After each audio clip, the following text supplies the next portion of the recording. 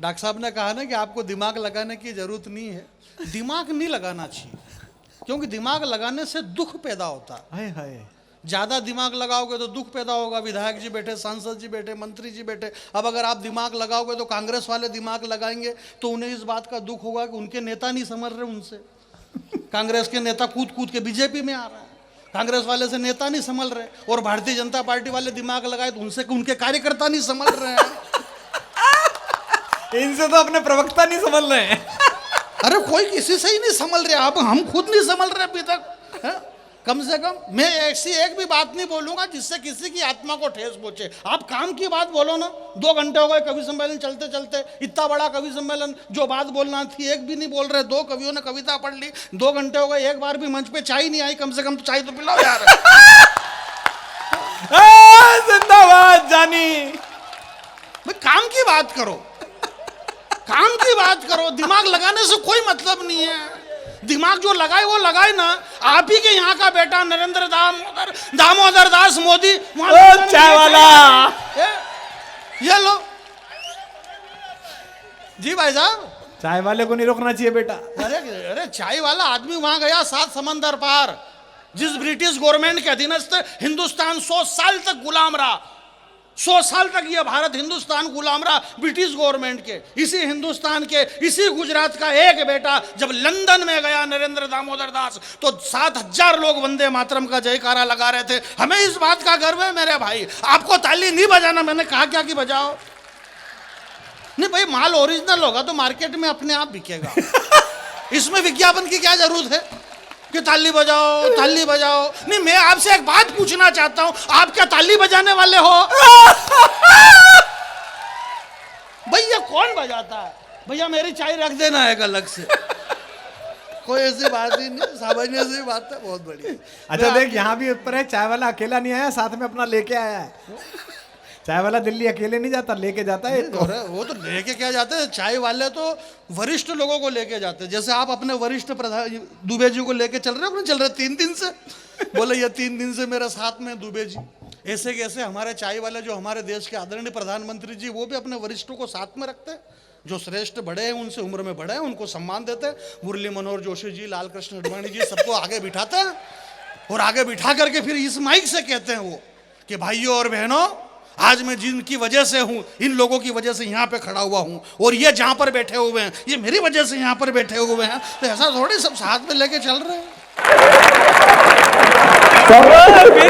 कुछ नहीं, ये मेरे को याद आ गया तो मैंने सुना दिया। पहली बार कवि सम्मेलन हो रहा, अगर मैंने सुना था तो ये डॉक्टर साहब सुना देते, क्या मतलब है? अब ये नहीं भी सुना है तो इनको क्या फर्क पड़ रहा है? इनके तो 20 लाख पक्के, हमारे तो 1 लाख तो होने। ये सारी बात है हमारे।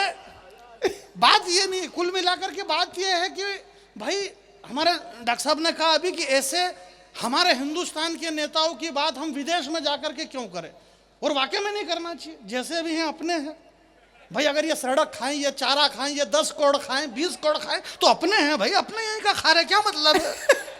और अपन नहीं खाएंगे तो कौन खाएगा? ये हिंदुस्तान की संपत्ति सरकारी संपत्ति है, इस पर सबको अधिकार है। आप खाओ पियो ऐश करो, बस संसद में घाटे का बजट मत पेश करो। और ये कौन चिल्ला रहा है कि खा गए खा गए? ये वही चिल्ला रहा है जिसको खुद को खाने को नहीं मिला। इसलिए आप खाइए, खाने में कोई दिक्कत नहीं है। मैं पीने के बारे में कुछ भी नहीं कहना चाहता हूँ। इस पीने को लेकर के बहुत सारी समस्या पैदा हुई। दुबई के अंदर श्रीदेवी मर गई, मालूम पड़ा कि पीने से मरी थी।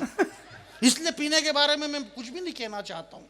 जब तक हम जिएंगे तब तक हम पिएंगे, ये सारे पुराने गाने, ऐसा कुछ नहीं। हमारे अमित भाई ने जो देशभक्ति की इतनी बढ़िया कविता सुनाई, भगवान श्री कृष्ण की कविता सुनाई। गांडीव धारण किए हुए अर्जुन, श्री कृष्ण भगवान रथ के ऊपर विराजमान है, गांडीव हाथ में अर्जुन के है, और अर्जुन गांडीव से तीर चलाना नहीं चाहते हैं। भगवान कृष्ण कह रहे कि चला दे, देख नहीं चलाएगा तो तेरा कुछ भी नहीं बिगड़ेगा, मेरा बिगड़ जाएगा, क्योंकि मैं इसीलिए अवतार लेकर के आया हूँ, इसलिए तू चला दे। तो वो चलवा नहीं जा रहे। बात कुछ नहीं। गीता वीता आप दुनिया के कोई से भी शास्त्र पढ़ लो, 18 पुराण पढ़ लो, 6 शास्त्र पढ़ लो, 4 वेद पढ़ लो, रामायण पढ़ लो, भागवत पढ़ लो, गीता पढ़ लो, दुनिया में कुछ भी पढ़ लो, उसका बस एक ही सार है कि जो आया है वो जाएगा, वो जाएगा, और जो जाएगा वो वापस आएगा। ये जो लोग इधर से आ रहे हैं ये वापस पता नहीं कब चले गए और वापस आ रहे हैं। ऐसा आने जाने का सिलसिला बस रखो है। ऐसा कुछ भी नहीं है। अपन मैं आपके बीच में यहाँ ये नाम गलत छप गया और ऐसा कुछ भी नहीं। नाम जिसकी जैसी रही भावना प्रभु मुहूर्त नहीं देखी ऐसी। हमारे कुमार सर तो आजकल अपने अपने राम की कथा कर रहे, राम के ऊपर भी बोल रहे। हमारी बहुत सारी माता बहनें, अहमदाबाद में मेरी बड़ी बहन रहती है, टेंशन में आ गई। बोले आ कांता बहन तमें शू बताऊं? बोले शू? बोले आ मुंडो लटकाड़ी ने हूँ लेवाने बैठी। बोले आ कुमार विश्वास सर ने कथा उड़वाने हम मरवाने गई। बोले हूँ? बोले आ कुमार सर ने कीधो कि जिंदगी 4 दंडनी। बोले आ जिंदगी 4 दंडनी तो आ मुंडो लटकाड़वानी हूँ बात है। बोले आ मैंने 28 दिन नो टॉपअप लखाड़ी नाख्यो मोबाइल में। अब वो 28 दिन का टॉपअप बिगड़ जाए क्योंकि जिंदगी तो 4 दिन की कुमार सर ने कहा। अगले इनके माथे आगे बोले जिंदगी कितने दिन की? बोले 4 दिन की। बोले मेरे 28 दिन की में से 24 रुपए का क्या होगा? अगला आदमी 1-1 रुपए का हिसाब लेना चाहता है। मेरे भाई मैं आपके बीच में एक बात कहना चाहता हूं। डिजिटल खिड़की का बहुत बहुत धन्यवाद, जो एक बड़ी कंपनी इस देश के अंदर राष्ट्रभाषा हिंदी, जो कि सिर्फ हमारी राष्ट्र भाषा ही नहीं है बल्कि हमारी माँ है, इस माँ राष्ट्रभाषा हिंदी को लेकर के पूरे देश के अंदर एक बड़ा मिशन इन्होंने बना रखा है। मैं डिजिटल खिड़की को प्रणाम करता हूँ, जो यहाँ मोरबी जैसी जगह में पहली बार इतने विशाल लोगों की भीड़ में इतना बड़ा कवि सम्मेलन आपने करवाया। आप चाहते तो यहाँ पर और भी कुछ प्रोग्राम करवा सकते थे, किसी फिल्म स्टार को बुला सकते थे और कोई प्रोग्राम करवा सकते थे, परंतु आपने राष्ट्रभाषा हिंदी का कवि सम्मेलन करवाया है। इसलिए मैं राष्ट्रभाषा हिंदी की कविता की तरफ से आप सबको बहुत बहुत धन्यवाद ज्ञापित करता हूं। इसमें ताली बजाने की जरूरत नहीं है, दूसरे प्रोग्राम में पैसा और ज्यादा लगता है, ये थोड़ा सस्ता प्रोग्राम था। एक कविता मैं आपके बीच में सुना देता हूँ। इधर के सारे लोग बैठे हुए विराजमान, मैं डिजिटल वालों को बहुत बहुत धन्यवाद ज्ञापित करता हूं, बधाई देता हूं। डॉक्टर कुमार विश्वास सर का बहुत बहुत धन्यवाद कि आपके दर्शन करने का हमें सौभाग्य मिला। आप भी, हमारे भैया भी बहुत बड़े भावुक हो रहे थे, बोले हमारे छोटे से निमंत्रण पर देश के इतने बड़े कवि वशिष्ठ कुमार विश्वास जी और सारे बड़े कवि यहाँ पर आ गए।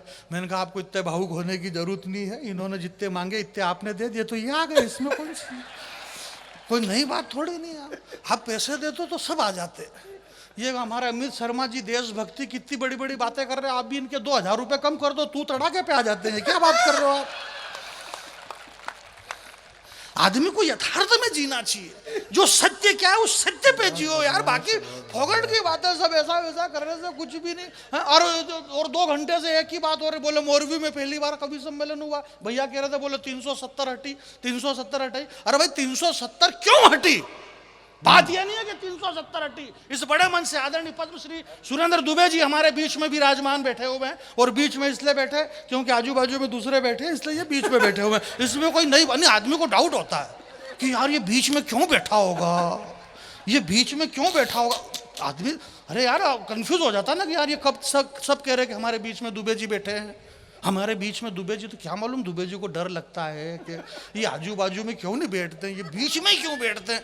तो ये बीच में इसलिए बैठते हैं कि देखो एक तो ये जगह यही खाली थी, और जो बड़े होते हैं हम उनको बीच में बिठा के रखते हैं, क्योंकि बड़े से हमें बहुत कुछ लेना होता है। आप सर ने बताया, कुमार सर ने, आपको बिल्कुल भी ध्यान नहीं देना है। कुमार सर मुझे बहुत प्यार करते हैं, और प्यार इसलिए करते हैं कि हालांकि मैं हूँ भी इस काबिल, इसलिए करते हैं, कोई खास बात नहीं इसमें। तो ये अलग बात है कि ये मेरे से करते हैं और मैं और किसी से करता हूँ, ये मालूम नहीं पड़ रहा। इस देश में ऐसे कर करके हमारे मध्य प्रदेश में सरकारें गिर गई। कौन किससे कर रहा मालूम ही नहीं पड़ रहा, और अखबार वाले लिख रहे, बोले सरकार गिरी रे, सरकार गिरी, टीवी पे चैनल पे बोले सरकार गिर गई, सरकार गिर गई, सरकार गिर गई। सांसद महोदय मैंने कहा, बोले सरकार गिर गई इससे तकलीफ नहीं है, तकलीफ ये है कि कितनी गिरी ये तो बताओ। क्या बात है, वाह वाह वाह। हमारे राजनीतिक स्तर क्या है और क्या नहीं। इस हिंदुस्तान की 135 करोड़ जनता ने, ये जो इतना बड़ा विशाल कवि सम्मेलन हो रहा है, हमारे अमित भाई ने बताया कि भगवान श्री कृष्ण, मेरे भाई एक बात बताना चाहता हूं मैं आपसे, हिंदुस्तान, ये इसको इको बंद करो, मैं गाता कहाँ हूं? मैं तो गा ही नहीं रहा हूं, मैं तो खाली बोलता हूं प्लेन। और जब मैं बोलने में इतना मजा आ रहा तो फिर गाने से क्या मतलब है?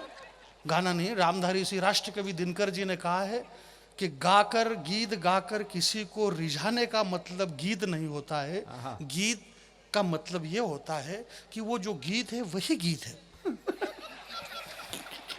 नहीं वो मतलब उसमें इतना लोट लेने के वो मैं भूल गया, दिक्कत ही है, बात ही है। कई बार क्या है कि मैं भूल जाता हूँ कि कौन सी कविता कहाँ से शुरू करना होती है।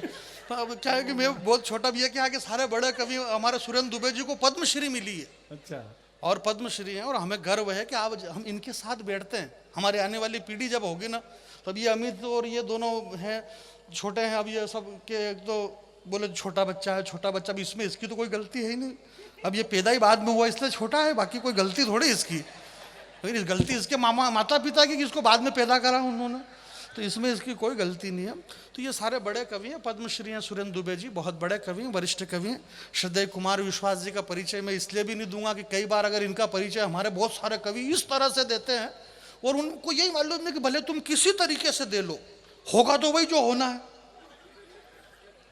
आप बिल्कुल भी नहीं समझ रहे और समझना भी मत, कि कुछ चीजें ऐसी होती है मेरे भाई के। माता कौशल्या से पूछा कि तुम्हारा गर्व से मस्तक कैसे ऊंचा हो गया? तुम्हारे बेटे राम हैं, हमारी राष्ट्रभाषा हिंदी, हमारी माँ है, तो हमारी माँ का मस्तक तब ऊंचा हो जाता है कि जब किसी 200-300 करोड़ रुपए लेने वाले किसी अक्षय कुमार जो गुटके पाउच खा खा के थूकवाने वाले अजय देवगन जैसे फिल्म स्टारों को वो चाहे 100-200 करोड़ रुपए ले ले, उससे दिक्कत नहीं है। हमारी राष्ट्रभाषा हिंदी, हमारी माँ का मस्तक तब बड़ा हो जाता है, ऊंचा हो जाता है कि वो अपनी कोख से एक ऐसे बेटे को जन्म देती है जिसकी 4 लाइन किसी भी बड़े फिल्म स्टार के नशे को 2 मिनट में उतारने के लिए काफी है। ऐसे श्रद्धेय कुमार विश्वास जी जिन्होंने हिंदी भाषा को माँ तक पहुंचाया। एक बार पीछे तक मेरी आवाज जा रही है, हाथ खड़े करो पीछे वाले, बजाओ उधर से कैमरा घुमा देना, बज रही। ऐश्वर्या राय, युक्ता मुखी, लारा दत्ता और प्रियंका चोपड़ा। अच्छा, क्या गजब का बनाया मालिक ने तुम्हारा थोबड़ा।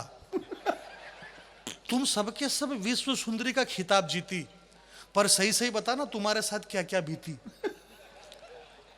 ये संस्कार संस्कृति को क्या पैरों तले रोंदा गया, यूं ही मिल गया है क्या? हमारे भाई ने क्या, हमारे डॉक्टर साहब बता रहे थे कि ये जो पत्थर फेंक रहे हैं, मैं इस बड़े मंच से एक बड़ी बात कहना चाहता हूं। 4 पंक्ति पर आपसे ये नहीं कहूंगा कि आप ताली बजाना और हाथ खड़े करो और हाथ नीचे करो। आप हाथ खड़े करो, आपकी यहां से बांह फट गई, नुकसान किसका? भाई नुकसान आपका, इसलिए मैं नहीं कह रहा हूं। परंतु ये जो पत्थरबाजी हो रही है, नूपुर शर्मा के साथ ऐसा हो गया, उसने ये कह दिया, उसने ये कह दिया, मैं आपसे एक बात कहना चाहता हूं मेरे भाई कि ये मेरे पुराने प्यारे मित्र। वाह, ये मंच पहली बार, डॉक्टर साहब आप पहली बार ये कविता सुनेंगे, और अगर इसके पहले भी आपने सुन रखी है तो चेहरे के हाव भाव ऐसे बनाओ जैसे पहली बार सुन रहे हैं। नहीं, अपने को 100 प्रोग्राम करना है डॉक्टर साहब। हालांकि अलग बात है कि अपन सब में रहिए नहीं रहे, पर करना है अपने को सबको। ए मेरे पुराने प्यारे मित्र, आप पहली बार सुनेंगे सुमन जी। ए मेरे पुराने प्यारे मित्र, ऐसे कैसे बदल गया रे तेरा चरित्र। तू भूलने का इतना आदि कैसे हो गया है। पकड़ लेना पंक्ति साहब, तू भूलने का इतना आदि कैसे हो गया है। शायद तूने कुरान ढंग से नहीं पढ़ी, इसीलिए जेहादी हो गया है।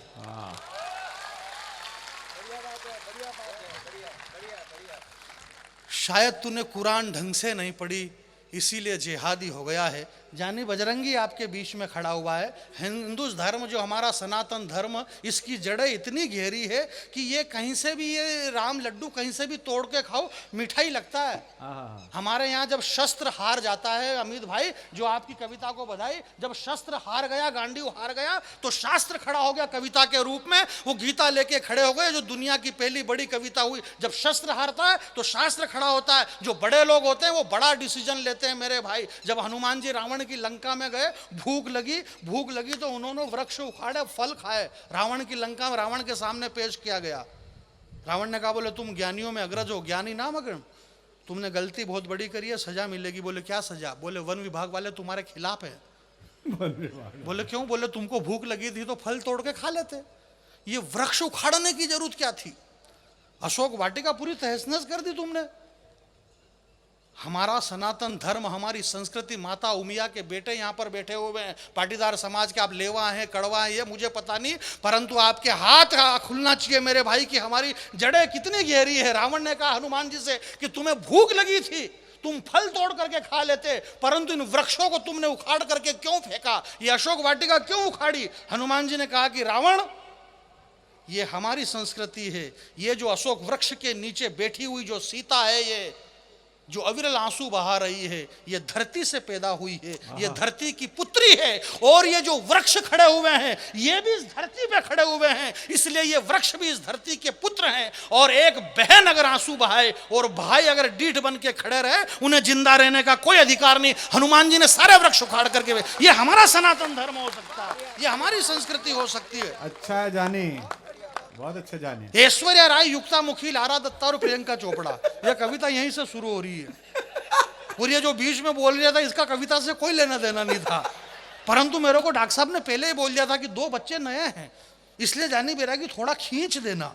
तो मैं प्रोग्राम को खींच रहा था, बाकी और कुछ भी नहीं है। बीच बीच में ये बीच बीच में खींचना पड़ता है। हाँ। आपके गुजरात में खींचना बोलते हैं, हमारे मालवीय में, उधर मध्य प्रदेश में सूतना बोलते हैं, बहुत बुरी तरह से। ऐश्वर्या राय, युक्ता मुखी, लारा दत्ता और प्रियंका चोपड़ा, क्या गजब का बनाया मालिक ने तुम्हारा थोपड़ा। तुम सब के सब विश्व सुंदरी का खिताब जीती, पर सही सही बताना तुम्हारे साथ क्या क्या बीती। अरे ऐश्वर्या राय, तूने सिर्फ सुंदरी शब्द चुना है, विश्व सुंदरी का नाम तेरे बाप ने भी नहीं सुना है। विश्व सुंदरी का नाम सुनेगा तो अपने आप को भूल जाएगी, और विश्व सुंदरी का चरित्र सुनेगा तो तेरी आंखें खुल जाएगी। विश्व सुंदरी बनने के लिए जमाने से जूझना पड़ता है, और विश्व सुंदरी बनने के लिए धधकते अंगारों पे कूदना पड़ता है। विश्व सुंदरी तो वो चित्तौड़ की महारानी पद्मिनी थी, जिसकी सुंदरता के आगे तालियां कमजोर है आपकी।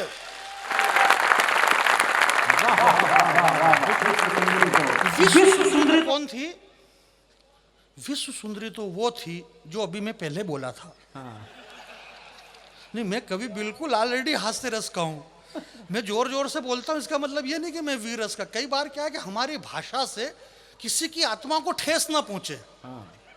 भाई अभी मेरे जो हमारा अमित भाई वीर रस की कविता पढ़ते हैं, लोगों के रोंगटे खड़े हो जाते हैं। अच्छा। दिक्कत ये नहीं कि रोंगटे खड़े हो जाए, दिक्कत ये कि एक बार मेरे गांव में कवि सम्मेलन हुआ, वीर रस के खतरनाक कवि आए, खूब जोर जोर से बोले, लोगों के रोंगटे खड़े हो गए।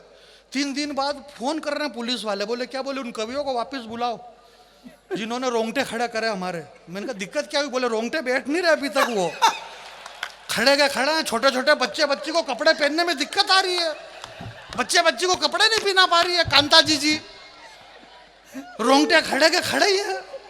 तो इतना आवेश भी पैदा नहीं होना चाहिए। जो डॉक्टर साहब कह रहे थे कि गुस्सा आए तो इतना भी तेज मत भागो कि जिसको पीटना वो पीछे रह जाए।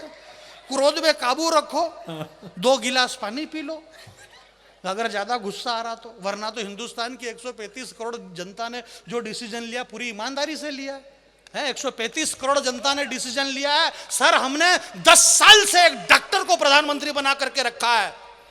डॉक्टर मनमोहन सिंह जी अर्थशास्त्री थे, डॉक्टर थे, डॉक्टर होने के बाद 10 साल में एक इंजेक्शन तक नहीं लगाया। तो फिर एक चाय बेचने वाले को प्रधानमंत्री बनाया, उसने दे धड़ाधड़ ऑपरेशन पे ऑपरेशन, ऑपरेशन पे ऑपरेशन। अब अगर चाय बेचने वाला ऑपरेशन करेगा तो टाके तो गलत सुलत आ ही सकते हैं। बात ये नहीं है, बात ये है मेरे भाई के, बात देखो कुल मिलाकर के नेताओं के खिलाफ कविता पढ़ रहे हैं। अब इनको यही पता नहीं कि नेता खुद कवि सम्मेलन करा के पैसे दे रहे हैं। और कह रहे बोले नेता सड़क खा गए, ये चारा खा गए, ये 10 करोड़। भाई ये खा गए, इससे आपको क्या दिक्कत है? आप खुद का कॉन्फिडेंस बढ़ाओ ना खाने पीने का। ना खुद खा रहे हो ना दूसरे को खाने दे रहे हो। ये हिंदुस्तान की संपत्ति सरकारी संपत्ति है, इस पे सबको अधिकार है। आप प्रेम से खाइए। इस देश से नेताजी सुभाष चंद्र बोस चले गए, भगत सिंह चले गए, सुखदेव चले गए, चंद्रशेखर आजाद चले गए, राष्ट्रपिता महात्मा गांधी चले गए। ये क्यों चले गए? ये इसलिए चले गए क्योंकि इन्होंने कुछ भी नहीं खाया, इसलिए ये चले गए। इस देश में लालू यादव जिंदा है, सुरेश कलमाड़ी जिंदा है, राजा जिंदा, कन्नी मौजी जिंदा। ये क्यों जिंदा है? क्योंकि इन्होंने खाया है। जो खाएगा वो जिएगा, जो नहीं खाएगा वो मर जाएगा। इसलिए कोई दिक्कत नहीं, खाओ।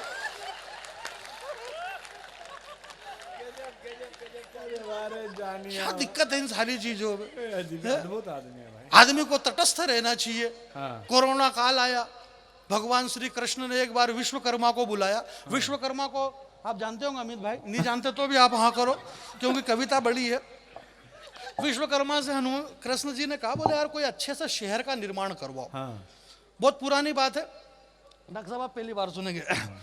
तो डॉक्टर साहब का नाम बार बार लेना पड़ता और इशारे से लेना पड़ता, नहीं तो अगला आदमी समझे कि इन डॉक्टर साहब के बारे में कहते होंगे, क्योंकि डॉक्टर साहब दो हैं, दोनों मेरे आदरणीय हैं और दोनों मुझे बहुत प्यार करते हैं। एक बार इन दोनों के सम्मान में जरा आप ताली बजा दीजिए। ये बहुत बड़े प्रिय और आदरणीय कवि हमारे बीच में विराजमान। आप सौभाग्यशाली हैं कि आप यहाँ पर देश के इन दो बड़े स्टारों को आप सुन रहे हैं। हालांकि कवि मैं भी बड़ा ही हूँ। एक बात बता रहा हूँ मैं आपके बीच में, ऐसा कुछ भी नहीं, ये सारे टीवी चैनल वगैरह में आते रहते, मैं एक बार भी नहीं आया और उसके लिए टाइम भी चाहिए। कई सारी बातें यदा कदा मैं आता हूँ डिस्कवरी चैनल पे, तो रात की 12-1 बजे बाद आता है। मोदी जी गए थे डिस्कवरी चैनल पे, वो एक सांप और बिच्छू और सब खा जाता है, तो एक आदमी आता है डिस्कवरी पे, उसमें मोदी जी भी गए थे। बोले अरे और कितने खतरनाक है, और इतने बड़े प्रधानमंत्री वाकई में पहली बार। बोले ये वो कर कुरा के आखिरी में उसने कहा, बोले यार आप की वाकई में पॉपुलरिटी, बोले तेरे को, बोले सामने देखो अब शेर आ रही है, बोले डरने की जरूरत नहीं है। मोदी जी ने उसको 2 टूक बात कह दी कि ये भले ही शेर है, इसने इसकी माँ का दूध पिया दिया, मेरा सामने चुनाव लड़के बता दे। शेर होगा तो इसके घर का होगा, क्या बिगाड़ लेगा मेरा, ये चुनाव लड़ तू पहले मेरे सामने है। हमारे यहाँ तो 500 साल पहले बाबा तुलसीदास जी ने 500 साल पहले लिख दी ये बात। सुनो मंत्री जी, मंत्री महोदय, ये बात हमारे विधायक जी भी बैठे हैं क्या? यही विधायक है, यही मंत्री नहीं, वो तो है ही सही। विधायक का मतलब ही मंत्री होता है। विधायक का मतलब ये होता है कि एक ऐसी विधा जो आदमी में यकायक आती है, विधायक। तो वो विधायक हो जाता है। और विधायक, और जब ये विधा नहीं आती है तो वो फिर छकाछक गायब हो जाता है। तो मंत्री जी हमारे बीच में विराजमान है, मैं इनको प्रणाम करता हूँ। तुलसीदास जी ने क्या लिखा? तुलसीदास जी ने आज से 500 साल पहले लिखा है और सुंदरकांड के अंदर उन्होंने लिखा है। सुंदरकांड का हम पाठ करते हैं, बाबा तुलसी ने सुंदरकांड में उन्होंने 500 साल पहले लिखा। उन्होंने लिखा कि अमित नाम भट्ट कठिन कराला। अब आप जितनी ताली और जितना हंसना देखो, ये 500 साल पहले लिखा गया है कि अमित नाम भट्ट कठिन कर, मारेगा भी सही भट्टा भट्ट। ये 500 साल पहले वो अगला आदमी लिख के गया, हमने किसी ने नहीं लिखा, उन्होंने 500 साल पहले लिख दिया। और आज चाहे वो कांग्रेसी हो, चाहे वो बीजेपी का हो, सपा का हो, बसपा का हो, वो तृणमूल का हो, दे दे पा ले ले पा, कोई सा भी हो, भगवान के सामने जाता है तो नव कंज लोचन कंज मुख कर कंज पद कंजारुणम, जिनकी आंखें भी कमल है, चरण कमल, पांव कमल, इतने सारे कमल तो 500 साल पहले भाई फंसा के चले गए तुलसीदास जी।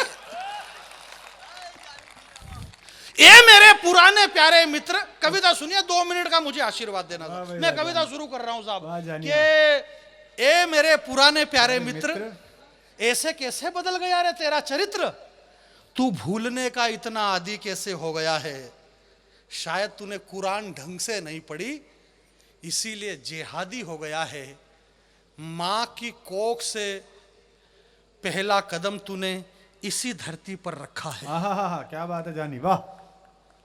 ये मंच है, यहाँ पे वो पैदा नहीं हुआ था।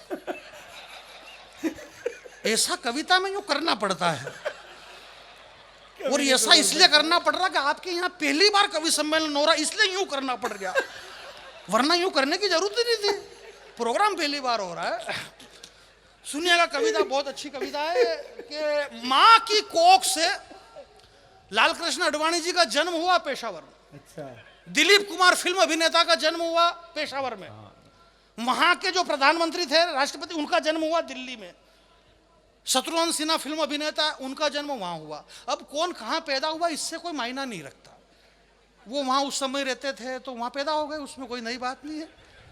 भारत का बंटवारा हो गया, वो वहां चले गए, यहाँ वाले यहाँ रह गए।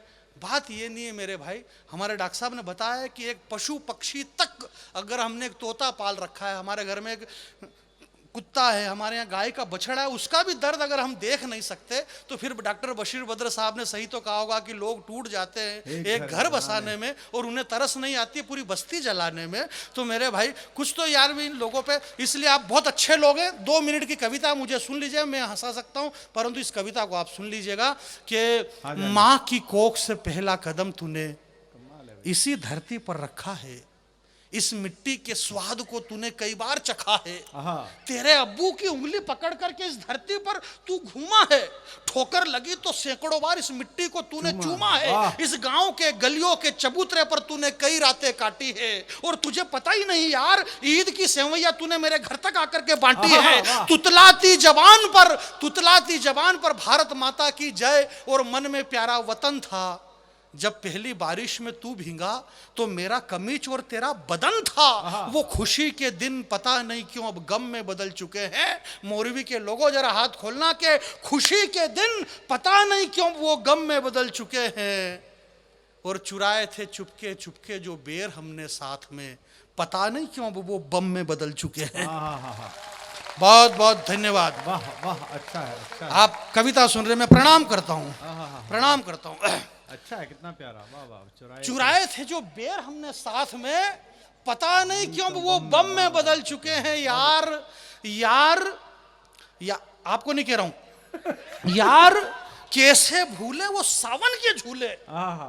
यार कैसे भूले वो सावन के झूले, जो साथ साथ में झूले। वो आवारा गिरदी की बातें, वो कप कपाती सर्दी की रातें, वो रोज रोज स्कूल में बुखार का बहाना, नदी पर जाकर के नहाना, और खुशियों के वो दिन भी देखे थे जब चोरी से अमरूद मैंने तुम्हारी तरफ फेंके थे। एक भी हाथ खामोश न रहे, कविता अगर समझ रहे हैं तो हाथ खड़े करना कि खुशियों के वो दिन भी देखे थे जब चोरी से अमरूद मैंने तुम्हारी तरफ फेंके थे, और पत्तों की सरसराहट से रमतू काका जाग गया था। उस वक्त तू मेरे हिस्से के अमरूद लेकर के भाग गया था। वो दिन गए, वो रातें गई, वो बातें गई, और पता नहीं अब आ गया है तू किसकी बातों में।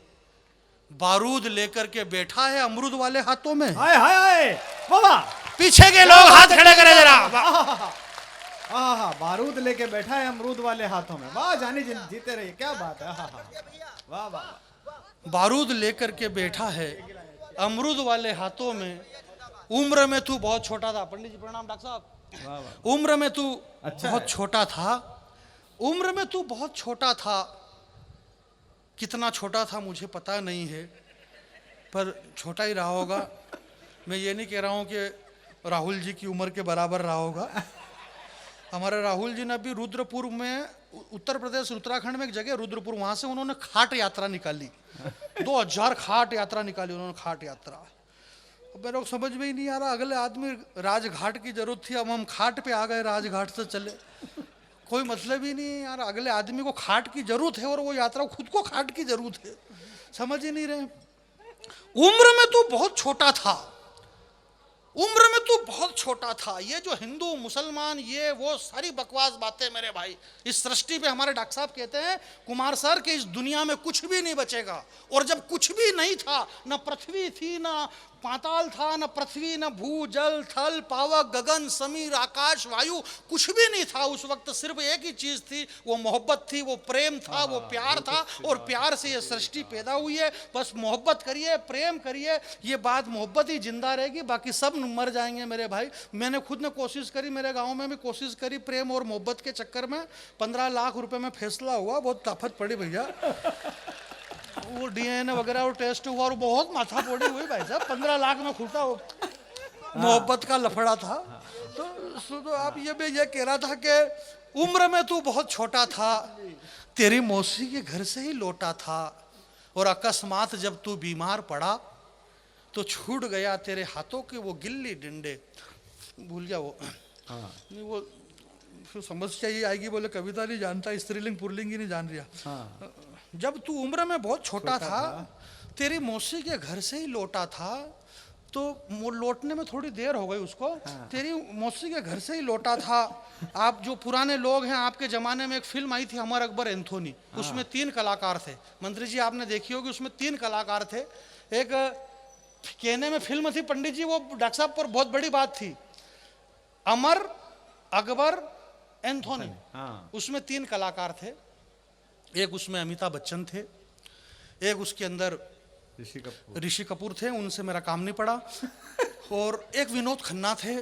विनोद खन्ना साहब से मेरा काम पड़ा कई बार। बम्बई में जनता की पुकार के कवि सम्मेलन वगैरह में वो आते जाते रहते थे, भारतीय जनता पार्टी में काम करते थे कई जगह। एक बार बम्बई में मुझे कवि सम्मेलन में मिले, और डॉक्टर साहब का संचालन था, सुमन जी वगैरह सब थे। सुमन जी का भी नाम बीच में लेना पड़ेगा वरना ये नाराज हो जाएंगे, क्योंकि विनोद खन्ना आ रहा कविता में, सुनिएगा। तो अब वो विनोद खन्ना साहब वहाँ मिले मेरे से, 10-20 मिनट हमारी बात हुई। प्रोग्राम के बाद पीछे चाय वाय पी हमने। 4-6 महीने बाद वो विनोद खन्ना भगवान के घर चले गए, आपको पता है। मेरा आपसे करबद्ध निवेदन है, प्रोग्राम के बाद कोई भी मेरे से पीछे मिलने की कोशिश ना करे ना। विनोद खन्ना मिला था इसलिए कह रहा हूँ मैं, बाकी और कोई दिक्कत नहीं। उसमें एक अमिताभ, उस हंसने की बात नहीं, अमिताभ बच्चन अभी भी है कि नहीं है? क्यों है? क्योंकि वो मेरे से मिले ही नहीं, इसलिए वो अमिताभ बच्चन अभी सलामत है। तो ये तीनों लोग थे, अमर, अकबर, एंथोनी। मुझे विदा करना और सारी जड़ खत्म हो जाएगी साहब। अमर, अकबर, एंथोनी। अमर हिंदू है, अमर हिंदू है, अकबर मुस्लिम है, एंथोनी क्रिश्चियन है। इन तीनों का जो बाप था प्राण, उसका नाम किशन लाल। अब तू हिंदू है कि मुसलमान है कि ईसाई है, जो भी, बाप तो सबका एक है और उसका नाम किशन लाल है। उत्पत्ति स्थिति सहार कारणम सर्व कारणम, सृष्टि का नियंता तो सिर्फ एक है, वो मेरा द्वारकाधीश है। वही सबको पैदा करता है, उसकी मर्जी के बगैर कभी पत्ता भी नहीं हिलता है। चेतन चर्चित तो कभी नाराज भी नहीं होता पेमेंट को लेकर के, बोले द्वारकाधीश की मर्जी से कम होगा, शांति पकड़ दो। तो उम्र में तू बहुत छोटा था, मुझे विदा करना के उम्र में तू बहुत छोटा था, तेरी मौसी के घर से ही लौटा था और अकस्मात जब बीमार पड़ा तो छूट गए तेरे हाथों के गिल्ली डंडे, वो उछलना कूदना, वो हथकंडे। तब मेरे दादाजी ने डाले थे तेरे गले में ताबीज और गंडे। मेरे घर वालों ने तेरे नाम पर कितना संताप किया था, और जाहिल तुझे पता ही नहीं, मेरी माँ ने तेरे नाम पर कई बार महामृत्युंजय का जाप किया था। बात है, वाह। मेरी माँ ने तेरे नाम पर महामृत्युंजय का जाप किया था। तो अभी भी जिंदा है वो तेरा मेरा गांव, वाह। अभी भी जिंदा है वो तेरा मेरा गांव। जिंदा है आज भी नीम पीपल और मोरसली की छांव, जिंदा है सारे रिश्ते नाते, जिंदा है आज भी यहाँ जुम्मन शेख और अलगू चौधरी की बातें। सांझ ढले पीपल तले तुलसी की गिरवा के नीचे दीपक जले, कच्ची पक्की दीवारों पर संजा की बनी आकृति, पग पग पे बिखरी जहां प्रकृति। सांझ ढले संजा के गीत गाती बच्चियां, तेरी बंदूक की आवाज से डर जाएगी। और मत फैला यार ये बारूदी धुआं, अपने गांव की तितलियां मर जाएगी। वाह वाह वाह। आपकी तालियां मुझे विदा करे। एक बार पूरा सदन दोनों हाथ खड़े कर ले, आपकी मर्जी पड़े तब तक खड़ा रखिए बाप।